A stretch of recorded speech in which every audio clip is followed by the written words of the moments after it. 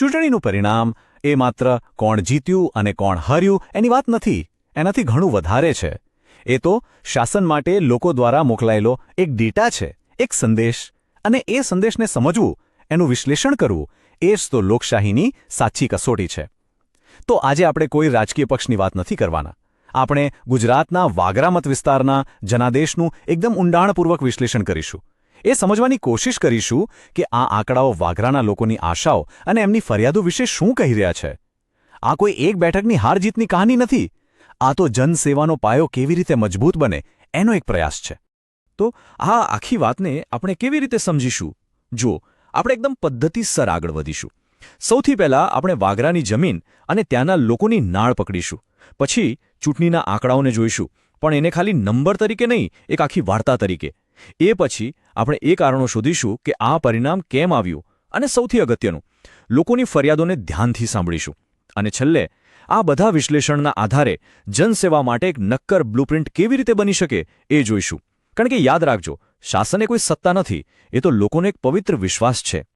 ચાલો શરૂઆત કરીએ વાગરાની માટીને સમજીને. કોઈ પણ વિસ્તારની રાજનીતિ એના ભૂગોળ અને લોકોની રોજીરોટીમાં ઊંડે સુધી જોડાયેલી હોય છે. વાગરા એક એવો વિસ્તાર છે જ્યાં ઉદ્યોગ અને ખેતી બંને એકસાથે ચાલે છે. એક બાજુ GIDCના મોટા મોટા કેમિકલ પ્લાન્ટ્સ છે જે વિકાસનું વચન આપે છે, તો બીજી બાજુ હજારો ખેડૂતો છે જેમની પેઢીઓ આ જ જમીન પર નિર્ભર રહી છે. આ બંને વચ્ચેનું સંતુલન ઘણીવાર તણાવમાં ફેરવાઈ જાય છે, અને આ જ તણાવ વાગરાની રાજનીતિને સંવેદનશીલ બનાવે છે.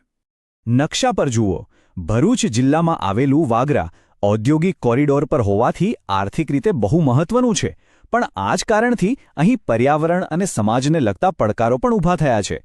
નર્મદા નદીના કિનારે હોવાથી અહીં પાણી અને જમીનની ગુણવત્તા લોકો માટે જીવન મરણનો સવાલ છે. એટલે જ્યારે આપણે વાગરાના રાજકારણની વાત કરીએ ત્યારે આપણે ખાલી વોટની ગણતરી નથી કરતા, આપણે પાણી, જમીન અને લોકોની આજીવિકાના સંઘર્ષની વાત કરતા હોઈએ છીએ. હવે વાગરાના સામાજિક તાણાવાણાને સમજીએ, જે એની રાજનીતિ જેટલું જ જટિલ છે. જુઓ, આ જનરલ સીટ છે, પણ અહીંયા વસ્તીનું ગણિત બહુ રસપ્રદ છે. એક મોટી મુસ્લિમ વસ્તી છે જેનો મતદાનનો એક ઐતિહાસિક ટ્રેન્ડ રહ્યો છે. એમની સાથે OBC અને પાટીદાર સમુદાયો પણ એટલા જ નિર્ણાયક છે. એટલે કોઈ પણ પક્ષ માટે આ સમીકરણ સહેલું નથી. અને એમાં પણ શહેરી અને ગ્રામીણ વિસ્તારો વચ્ચેનો તફાવત એ પણ બહુ મોટો છે. ઔદ્યોગિક વિસ્તારમાં લોકોને નોકરી અને સારા રસ્તા જોઈએ, તો ગામડાઓમાં ખેડૂતોને ખેતી, પાણી અને પ્રદૂષણની ચિંતા છે. જે આ બંનેને એક સાથે સાચવી શકે, બસ એ જ અહીંયા સફળ થાય.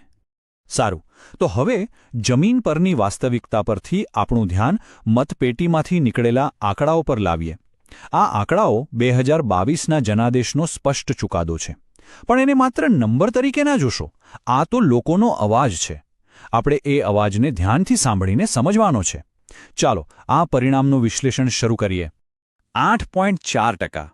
બસ આટલું જ અંતર હતું 2022માં વાગરાની જીત અને હાર વચ્ચે. રાજકીય દ્રષ્ટિએ આ આંકડો બહુ મોટો સંકેત આપે છે. જીત ચોક્કસપણે સ્પષ્ટ છે, પણ એવી નથી કે જેને કોઈ પડકારી ન શકે.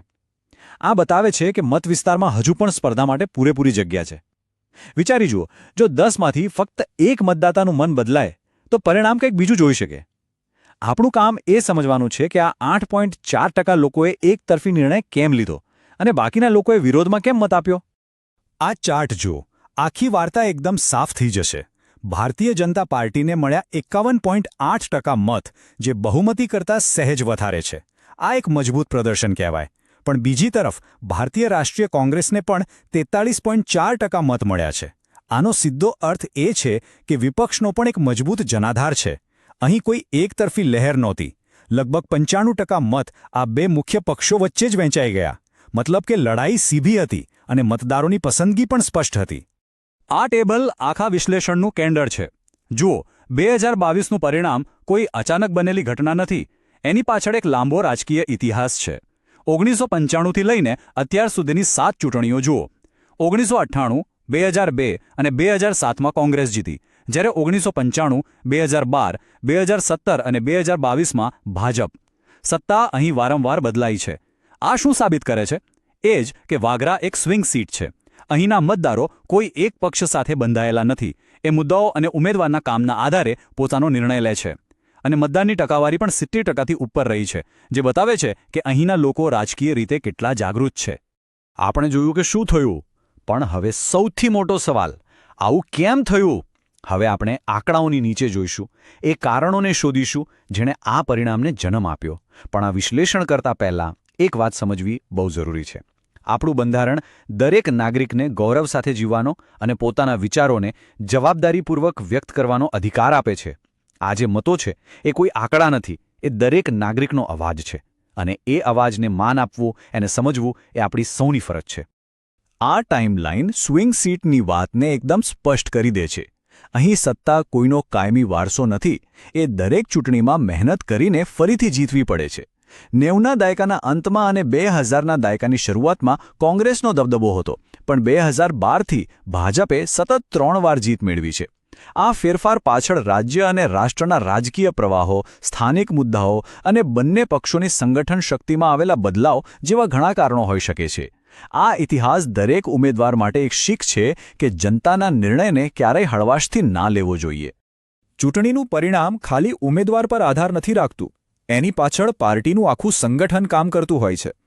આપણી પાસે જે ડેટા છે એ મુજબ વિપક્ષી પાર્ટી પાસે અનુભવી કાર્યકરો અને સ્થાનિક સ્તરે ઉમેદવારનું મજબૂત જોડાણ હતું, જે એમની તાકાત હતી. પણ એની સામે તાજેતરની ચૂંટણીઓમાં હારને કારણે મનોબળમાં ઘટાડો, ફંડ અને આધુનિક પ્રચાર પદ્ધતિઓમાં કમી અને વિકાસના કામોનો અભાવ, આ બધી નબળાઈઓ પણ હતી. આજની રાજનીતિમાં ખાલી મજબૂત પાયો હોવો પૂરતો નથી. જીતવા માટે સંગઠનને સતત નવું શીખવું પડે છે અને લોકોની સમસ્યાઓ ઉકેલવા માટે સક્રિય રહેવું પડે છે.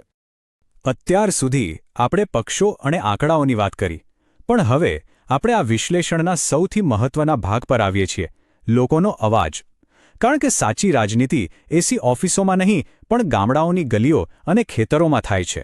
ચૂંટણી બીજું કંઈ નથી, પણ શાસકોને લોકો દ્વારા મોકલવામાં આવેલું એક રિપોર્ટ કાર્ડ છે. ચાલો જોઈએ વાગરાના લોકોએ આ રિપોર્ટ કાર્ડમાં શું લખ્યું છે. આ એક વાક્ય આખા વિસ્તારની પીડા કહી દે છે. આ કોઈ રાજકીય આરોપ નથી, આ જીવતી જાગતી હકીકત છે. 15,000 ખેડૂતો, એટલે 15,000 પરિવારો. એમની જમીન, એમનું પાણી, એમનું ભવિષ્ય, બધું જ દાવ પર લાગેલું છે. જ્યારે ઔદ્યોગિક વિકાસ પર્યાવરણને નુકસાન પહોંચાડીને થાય છે, ત્યારે એ લોકોનો વિશ્વાસ તોડી નાખે છે. આ મુદ્દો ખાલી આર્થિક નથી, એ લોકોની ભાવનાઓ સાથે જોડાયેલો છે. આ એક એવી સમસ્યા છે જેને કોઈ અવગણી શકે નહીં. આ સ્લાઇડ એ મુખ્ય મુદ્દાઓને બતાવે છે જે વાગરાના લોકોના જીવન પર સીધી અસર કરે છે. આ ખાલી ફરિયાદોની યાદી નથી, આ તો શાસન માટે એક એક્શન પ્લાન છે. પ્રદૂષણ અને ખેતીની સમસ્યા એકબીજા સાથે જોડાયેલી છે. વિકાસનો અભાવ અને બેરોજગારી યુવાનોને નિરાશ કરે છે. અને અસુરક્ષિત પાણી તો દરેકના સ્વાસ્થ્ય માટે ખતરો છે. જે કોઈ પણ પક્ષ આ 5 મુદ્દાઓ પર ગંભીરતાથી કામ કરીને નક્કર પરિણામો આપશે, બસ એ જ વાગરાના લોકોનો વિશ્વાસ જીતી શકશે. એક સારા વિશ્લેષકનું કામ ખાલી સમસ્યાઓ બતાવવાનું નથી હોતું, પણ એનો ઉકેલ શું હોઈ શકે એ પણ બતાવવાનું હોય છે. તો હવે આપણે સમસ્યાના નિદાનમાંથી એના ઇલાજ તરફ આગળ વધીએ છીએ. આ વિભાગમાં અમે એક વ્યવહારુ અને કાર્યક્ષમ યોજના રજૂ કરીશું, જે કોઈપણ રાજકીય પ્રતિનિધિને એમના મતવિસ્તારની સારી સેવા કરવામાં મદદ કરી શકે છે. આ કોઈ હવામાં બનાવેલી યોજના નથી, પણ ડેટા અને જમીની હકીકત પર આધારિત એક વ્યૂહરચના છે. કોઈ પણ મોટું કામ કરવું હોય તો એને નાના નાના તબક્કામાં વહેંચી દેવું જોઈએ. આ 90 દિવસનું માળખું એ જ સિદ્ધાંત પર કામ કરે છે. પહેલા 30 દિવસ પાયો નાખવા માટે. આ સમયમાં અંદાજો પર નહીં, પણ જમીન પર જઈને સાચો ડેટા ભેગો કરવામાં આવે છે. પછીના 30 દિવસ લોકો સુધી પહોંચવા અને એમની સાથે વાતચીત કરવા માટે. અને છેલ્લા 30 દિવસ એ ડેટા અને વાતચીતના આધારે પ્રચારને ટોચ પર લઈ જવા માટે. આ એક વૈજ્ઞાનિક પદ્ધતિ છે જે અનુમાનને વ્યૂહરચનામાં બદલી નાખે છે. કોઈપણ સારી સેવાની શરૂઆત સાંભળવાથી થાય છે. આ પહેલા તબક્કાનો હેતુ એ જ છે કે પાર્ટી કે ઉમેદવાર લોકોની સાચી સમસ્યાઓને સમજે. ડોર ટુ ડોર સર્વે ખાલી માહિતી ભેગી કરવા માટે નથી, એ લોકોને એવો અહેસાસ કરાવવા માટે છે કે એમનો અવાજ મહત્વનો છે. આ સર્વેમાંથી જે માહિતી મળે એના આધારે જે ઢંઢેરો બને એ લોકોનો પોતાનો ઢંઢેરો બની જાય છે. એ કોઈ ઉપરથી લાદેલો દસ્તાવેજ નથી હોતો, પણ જમીનમાંથી ઉગેલો એક સંકલ્પપત્ર હોય છે. તો આ બ્લૂપ્રિન્ટની સૌથી મુખ્ય ભલામણ શું છે? એ છે કે ઉમેદવારની છબી બદલવી. માત્ર 5 વર્ષે દેખાતા નેતા નહીં, પણ લોકોની વચ્ચે રહેતા, એમની સમસ્યાઓ ઉકેલતા, એક સમુદાયના સેવક તરીકે. અને એના માટે સૌથી સારો રસ્તો છે નિયમિત જનસુનાવણી કરવી. જાહેરમાં બેસીને લોકોની ફરિયાદો સાંભળવી, એને નોંધવી. આનાથી સીધો વિશ્વાસ બને છે. પણ અહીંયા એક વાત ખાસ યાદ રાખવાની છે. જ્યારે લોકો વિશ્વાસથી પોતાની અંગત માહિતી કે ફરિયાદ આપે છે, ત્યારે એની સુરક્ષા કરવી આપણી જવાબદારી છે. ભારતનો જે નવો ડેટા પ્રોટેક્શન કાયદો છે, એ પણ નાગરિકની ગોપનીયતા અને સંમતિના અધિકાર પર ખૂબ ભાર મૂકે છે. એ વિશ્વાસને જાળવવો એ શાસનનો પાયો છે. આપણા આખા વિશ્લેષણના અંતે આપણે એક મૂળભૂત સત્ય પર પાછા આવીએ છીએ. રાજનીતિ એ આંકડા, જીત-હાર કે સત્તાની રમત નથી. એના મૂળમાં શાસન એ લોકો દ્વારા એમના પ્રતિનિધિઓ પર મૂકવામાં આવેલો એક પવિત્ર વિશ્વાસ છે. અને એ વિશ્વાસને જાળવી રાખવો, એને મજબૂત બનાવવો અને એના દ્વારા લોકોના જીવનમાં સારું પરિવર્તન લાવવું, એ જ રાજનીતિનો સૌથી મોટો ઉદ્દેશ્ય છે. તો આખી ચર્ચાના અંતે આપણે આ એક સવાલ પર આવીને ઊભા રહીએ છીએ. શું જનાદેશ એ 5 વર્ષે એકવાર જીતવાની ટ્રોફી છે, જેને જીતીને કબાટમાં મૂકી દેવાય? કે પછી એ એક જવાબદારી છે, જેને લોકોની સેવા કરીને રોજ કમાવી પડે છે? આ સવાલનો જે જવાબ છે, એ જ આપણી લોકશાહીનું ભવિષ્ય નક્કી કરે છે. યાદ રાખજો, ચૂંટણી એ અંત નથી, એ તો લોકો સાથેના વિશ્વાસના કરારની એક નવી શરૂઆત છે.